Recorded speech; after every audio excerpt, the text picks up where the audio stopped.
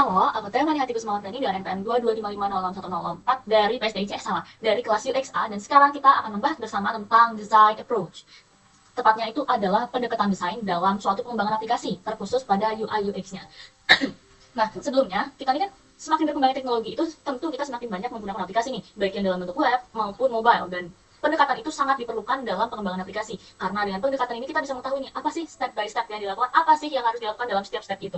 Sehingga di sini dirumuskan masalah bahwa kita perlu mencari pendekatan yang dapat dilakukan untuk membangun UI suatu aplikasi, serta mencari tahu apa langkah-langkah di dalamnya dan juga pada kondisi apa masing-masing pendekatan itu akan diterapkan. Sehingga tujuan dari makalah ini atau tujuan dari studi pustaka ini adalah untuk mengetahui jenis pendekatan yang dapat dilakukan dalam suatu pengembangan, termasuk dalamnya ialah langkah dan fase yang dilakukan serta kondisi penerapannya. Oke, kita masuk yang pertama itu. Jadi dalam design approach itu jenisnya yang pertama ada human centered design.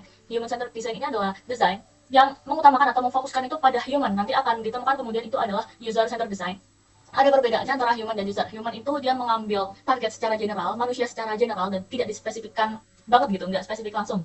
Tapi dia itu memfokuskan nih pada kebutuhan-kebutuhan humannya ketika dia diidentifikasi kebutuhannya gitu. Dan dalam human centered design atau HCD ini, dia digunakan ada 3 fase. Yang pertama itu adalah inspiration, yang kedua itu adalah ideation, dan yang ketiga itu adalah implementation. Sebagaimana kita tahu nih, di bagian inspiration itu dia mengidentifikasi masalahnya apa, kebutuhannya apa, dan segmentasi yang akan ditujukan gitu. Aplikasi ini akan ditujukan ke siapa? Itu di-define pada bagian inspiration ini. Kemudian di ideation itu dia akan menggali ide-ide yang diperlukan, oh my god, ide-ide yang diperlukan untuk merealisasikan, menghasilkan solusi dari masalah tersebut, itu di bagian ideation. Terus kemudian yang ketiga itu adalah implementation. Implementation ini adalah saat dimana kita, pengembang dan tim itu akan mengimplementasi rencana desain yang tadinya telah dibuat pada fase ideation ini.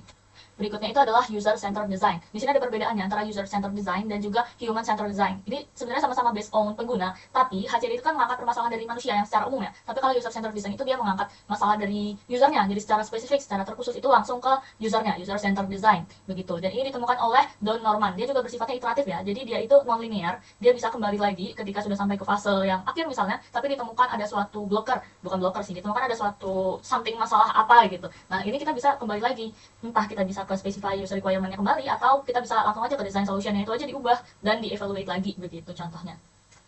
Nah, untuk user centered design ini, fasenya itu yang pertama itu ada understand konteks masalahnya dari si pengguna. Yang kedua itu ada specify user requirement-nya atau kebutuhan usernya. Yang ketiga itu adalah mendesain solusi untuk mengatasi masalah tersebut. Dan yang keempat itu adalah mengevaluasi hasil solusi yang kita buat tadi. Begitu. Ini penjelasannya, understand itu melakukan identifikasi bagaimana pengguna mungkin melakukan sistem. Jadi dilihat dulu, kira-kira bagaimana sih pada kondisi apa sih, seperti apa sih suatu pengguna itu akan menggunakan sistem kita. Jadi ini secara spesifik langsung ke penggunanya ya. Berbeda dengan HCD tadi secara luas. HCD itu pendekatannya lebih ke apa sih yang dibutuhkan orang-orang begitu. Sementara kalau di user centered design ini langsung tab gitu. Aduh, tab itu apa ya? Oke, lanjut aja deh. Specify user requirement itu dia akan mengidentifikasi kebutuhan-kebutuhan penggunanya itu apa aja begitu. Dan yang ketiga itu design solution itu merancang desain dan solusi atas permasalahan yang tadi. Lalu ini ada evaluate against requirement. Ini harus di bold ya, against requirement. Jadi hasil akhir evaluasinya itu tuh harus memenuhi user requirement yang sudah dicari tadi, sehingga dia terbilang oke, itu ketika memenuhi user requirement-nya, dia akan menguji hasil terhadap kebutuhan pengguna.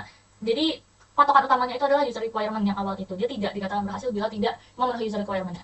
Kemudian yang ketiga, metode ketiga itu adalah design thinking. Nah, design thinking ini adalah metode yang non linear dan iteratif ya. Jadi dia itu tidak berjalan linear tapi bisa kembali lagi iteratif ini. Dan ini mengedepankan pada pencarian suatu masalah. Nah, ini di sini di state bahwa digunakan untuk permasalahan yang tidak terdefinisi jelas. Nanti kita akan belajar juga metode yang dia dikerjakan ketika memang masalahnya udah terdefine nih. Oh, ini yang perlu kita cari. Tapi untuk masalah yang belum terdefinisi secara jelas, kita belum tahu nih, ini apa sih? Sebenarnya inti problem kita nih apa sih, bagaimana, itu kita menggunakan design thinking.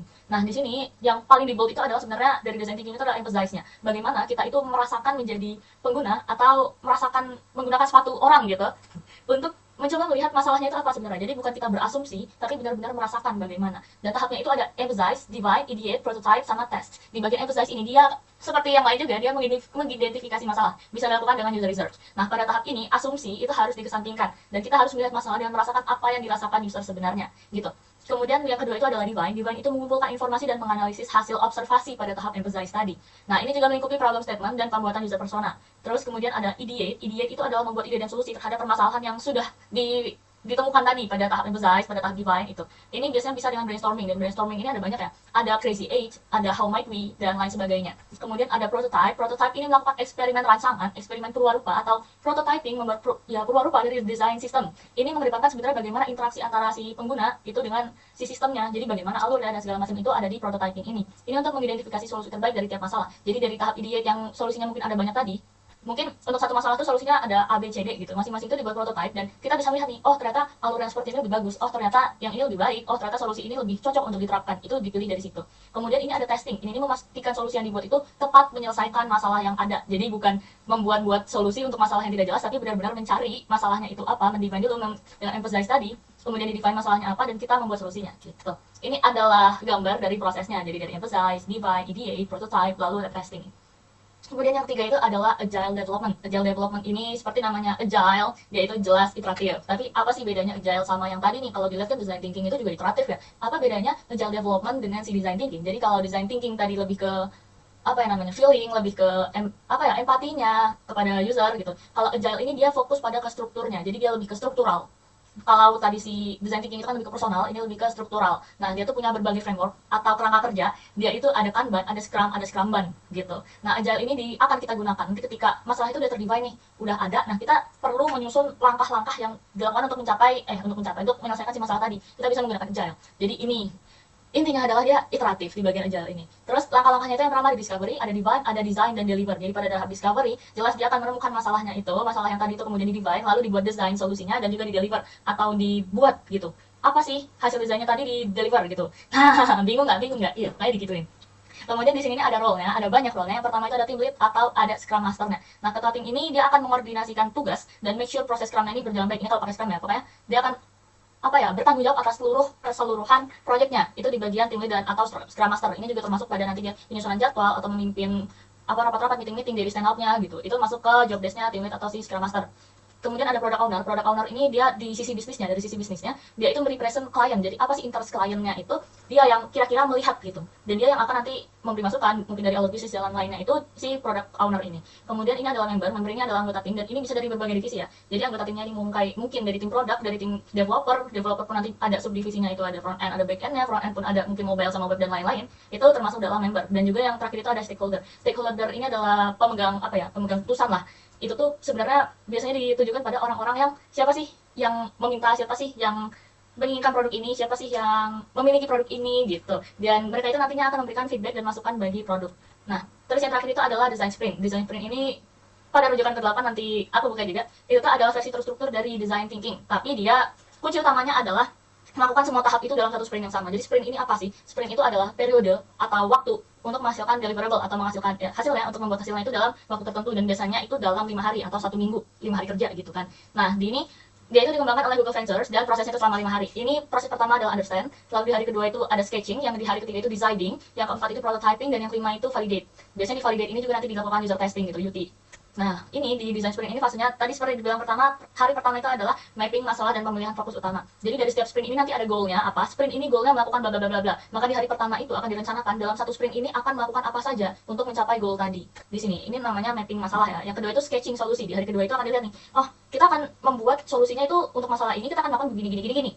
Solusinya apa gitu. Terus yang ketiga itu memilih solusi-solusi yang telah dipaparkan sebelumnya, kita design, kita pilih apa yang mau kita terapkan. Yang keempat itu adalah prototyping. Dari hasil pemilihan tadi, solusi yang sudah terpilih itu di hari keempat akan dibuat prototipenya seperti apa, dan di hari kelima itu nanti akan divalidate atau di testing terhadap si prototipenya ini pada sampel pengguna. Dan sampel pengguna ini bisa dia responden atau yang biasa kita lakukan itu user testing, usability testing gitu, atau bisa juga ke pihak atasnya, iya kan developer tuh ada pihak atasnya, nah itu bisa user testing ke atasnya. Jadi bagaimana Kak Bang, bagaimana Pak Bu tentang ini, seperti apa gitu, apakah ada masukan. Dan kunci utama dari design sprint ini, seluruh fase ini mulai dari understand, sketch, design, prototype, sama validate itu dilakukan dalam satu sprint yang sama gitu. Jadi ini digunakan untuk project yang sistemnya itu memecah tiap masalahnya gitu. Jadi masalahnya diselesaikan dalam 1 minggu. Berbeda dari metode-metode sebelumnya itu yang dia berjalannya nggak waterfall juga sih, tapi juga satu tahap selesai baru masuk ke tahap berikutnya, sementara ini iteratif sekali, per minggu itu ada apa gitu. Kemudian ini adalah studi kasus. Jadi di sini melakukan studi pustaka juga terhadap studi kasusnya, itu adalah Application of Human-Centered Design Principles in Web Map Application UI UX Development. Ini oleh Fry Chin Lei dari jurnal SDHM Vol 2 nomor 2 tahun 2024, dapat diakses di sini. Kemudian ini dalam jurnal ini dia itu melakukan 3 fase sebagaimana HCD. Itu yang pertama ada inspiration, yang kedua itu ada ideation, dan yang ketiga itu ada implementation. Untuk inspiration ini si tim penulis ini mencari atau melihat nih bahwa target pengguna itu kriterianya pertama minimal 17 tahun, terus dia memiliki akses terbatas ke fasilitas fisik, memiliki aktivitas sibuk, dan juga pernah menggunakan aplikasi telemedicine. Kemudian mereka juga menentukan question untuk questionnaire yang akan diajukan ke pengguna gitu. Sebagaimana si inspiration ini mereka lakukannya dengan cara interview, observasi langsung, dan pengisian questionnaire. Di sini terdapat 9 question atau 9 pertanyaan. Kemudian yang ketiga ini mereka melakukan comparative audit terhadap aplikasi-aplikasi yang sudah ada sebelumnya. Dalam hal ini adalah Halodoc dan juga Halodokter. Didapatkan pro-nya begini, didapatkan kekurangannya juga seperti ini terlampir. Berikutnya ini adalah mereka mendivine, belum sampai divine nih. Mereka kemudian dari hasil-hasil observasi ini mereka melihat bahwa problemnya itu adalah ABCDE. Yang pertama itu mereka melihat bahwa calon pengguna itu mungkin akan mengalami kebingungan jika desain antarmukanya nggak konsisten. Pengguna itu akan merasa fitur yang tidak tersedia itu sulit diakses gitu. Yang ketiga itu pengguna ini akan merasa frustasi nih kalau proses-proses yang ada itu terlalu rumit, terlalu panjang. Yang ketiga ini pengguna juga akan merasa tidak nyaman kalau desain antarmukanya itu kurang menarik atau terlalu rumit. Ini juga berimbas ke poin nomor 5 ini bila navigasinya tidak intuitif begitu. Kemudian yang kedua itu adalah ideation. Nah, pada tahap ini tim penulis ini merancang desain solusi atas masalah-masalah yang telah dikumpulkan dari proses-proses sebelumnya ini. Nah, di ideation ini mereka melihat nih bahwa fitur-fitur yang perlu ada itu adalah konsultasi online, reservasi tempat, reservasi dokter, dan juga pemesanan obat. Di edition ini penulis ini menjabarkan menjadi 2 ya. Yang pertama itu ideal generation dan yang kedua itu ada prototyping. Nah, di prototyping ini mereka membuat fitur-fitur tadi direalisasikan dalam prototype. Namun di sini hanya ditampilkan 5 gambar saja, di dalam jurnal itu hanya ditampilkan 5 gambar screennya. Dan sebenarnya di sini kalau dilihat di sini masih terdapat kekurangannya, ketidakkonsistenan ikonnya gitu. Lalu di sini menu ini masuk ke list dokter, tapi juga menu ini masuk ke list obat, sementara di tab layoutnya ini hanya ada today dan week, dan ini anak-anak dan dewasa. Jadi sebenarnya masih banyak kekurangannya ada di sini. Dari pewarnaan juga masih belum setara, belum konsisten, tipografinya juga terlihat sangat belum konsisten. Dan kalau dari user experience-nya sendiri melihat ini mungkin akan kebingungan karena di sini duplikasi fiturnya yang cukup pusing.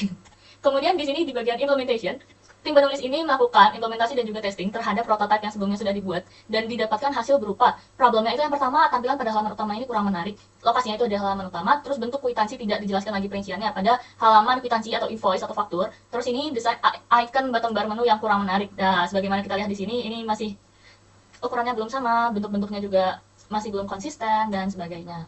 Nah, dengan demikian, studi kasus ini dia menggunakan HCD, menggunakan 3 fase. Yang pertama itu inspiration, kedua ideation, dan juga ketiga implementation. Dan dari studi pustaka yang telah dilakukan seluruhnya itu didapatkan kesimpulan bahwa setiap pendekatan ini memiliki kelebihan, kekurangan, dan proses yang berbeda. Tentunya juga digunakan pada kondisi yang berbeda. Nah, pada HCD itu terdapat 3 langkah utama, yakni inspiration untuk mengidentifikasi masalah, ideation untuk penggalian ide dan solusi atas masalah, dan juga implementation, implementasi rancangan desain juga pengujian. Berikutnya di bagian user center design ini dia fokus pada pengguna akhir, langsung fokus pada end usernya gitu. Dan fase-fasenya itu yang pertama itu understand the context of use, specify user requirement, design solution, and evaluate a change requirement. Terus yang ketiga itu adalah pendekatan design thinking yang digunakan saat problemnya belum diketahui secara jelas dan memerlukan empathy lebih lanjut. Fasenya itu adalah emphasize, define, ideate, prototype, dan testing. Terus kemudian metode berikutnya itu adalah agile development. Ini berpusat pada pengerjaan berulang yang iteratif dan dia itu meliputi discovery, define, design, dan deliver. Ini sedang hujan, mungkin akan sedikit terganggu voice-nya. Kemudian yang kelima itu adalah design sprint. Ini utamanya adalah melakukan seluruh fase dalam satu sprint, meliputi understand, define, reverse, atau sketching, design, prototyping, dan validate.